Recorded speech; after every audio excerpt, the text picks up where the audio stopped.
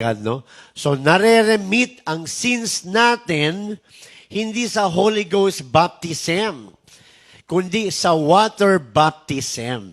Yan. Doon nare-remit. Ano ba yung remit or remission? Doon na i-erase ang ating sins sa pamamagitan ng water baptism. Yan, no? So, kinakailangan talaga mabaptize ang tao. Kaya nga kung mapapansin nyo, si Cornelius, doon sa Acts 10, 44 hanggang 48, di ba, nakareceive na sila ng Holy Ghost, hindi pa sila baptize sa tubig, pero nakareceive na sila ng Holy Ghost. Di ba? Pero ano sinabi ni Peter, hindi pa rin pwedeng hindi sila mabaptize sa tubig. Kaya kahit nauna sa kanila ang Holy Ghost baptism, binaptize pa rin sila sa tubig in the name of the Lord. In the name of Jesus Christ.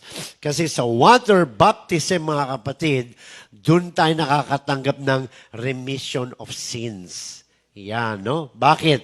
Kung hindi remitted ang ating sins, mga kapatid, yun ang power ng kalaban to get the souls, no? Para makuha yung soul. Bakit? Yung sins ng tao, no? Eksakto yung kanyang kalagayan bilang sinner, no? Eksaktong singil sa kanyang kaluluwa.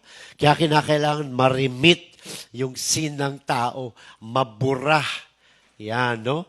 Para siya ay hindi masingil ng kamatayan.